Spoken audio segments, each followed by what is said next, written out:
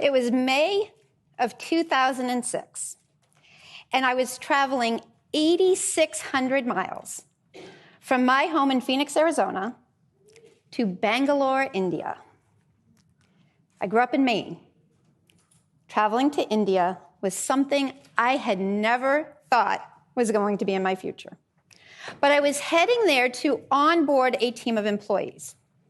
It was important to me not only to know their skills, what they wanted out of the job, but about them as people, their culture.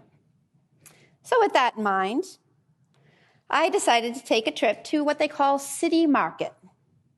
Now, City Market in Bangalore, India, can best be described as an assault on all of your senses. It's not a tourist destination. In fact, they kept looking at me incredulously when I said, I really want to go there. They're like, no, you don't. No. An assault on the senses. Sights I had never seen before, bright colored fruits and spices, lots of people. Smells, not all of them are great. There was a lot of livestock around.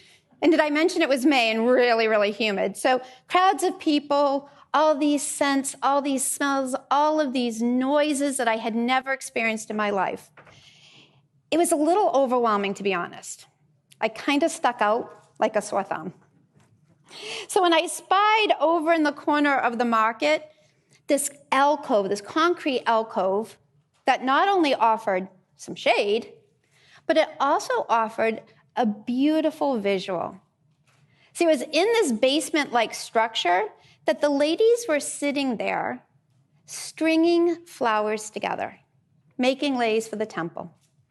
These colors in these flowers was absolutely amazing. And the smell of the jasmine in the air was incredible. And they sat there and they delicately strung these together. And as I was walking by and looking at them, one woman caught my eye. You see, she caught my eye because she was probably older than my grandmother. And I thought, oh, my gosh, she's sitting on that hard concrete floor, little bent hands, stringing these flowers for rupees. Wow. She had no teeth. She had probably nothing. So I unzip my very fancy fanny pack, as American tourists do, and I pull out my rupees. She doesn't speak English. I don't speak Hindi. So the international sign for, hey, I want to buy your things, right? And she looks at me up and down, and she goes, devastated. I'm so embarrassed that I'm backing away from her into my guide. And I say, Danny, my guide, I did something to offend her. Can you please go make it right? So he walks over.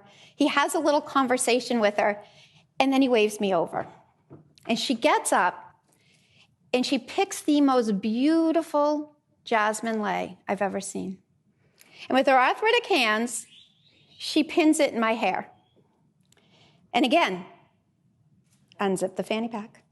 And I said, I don't understand. Danny said, Belinda, you picked her. You honored her by wanting her flowers. Your debt is paid in full. That moment changed my life because I realized I had gotten it all wrong. I was a child of the 80s. I was climbing that corporate ladder. Next title, next promotion, corner office.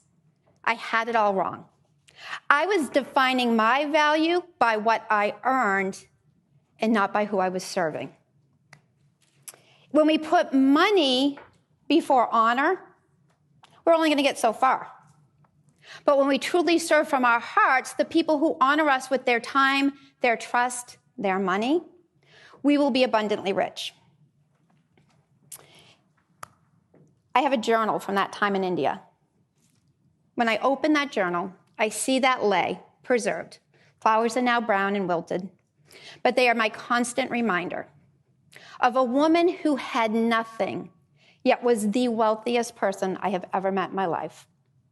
Made a lot of changes in my life after that. I left India a new woman. my heart full, my mind full, and actually my arms were full too. Because not only did I go home and quit my job, I went home with a dog I had adopted off the streets of Bangalore. And he was my reminder as well of what we can do in this world. So I would leave you with this: service over sales, honor over hustle, and most importantly, people over profits. Thank you.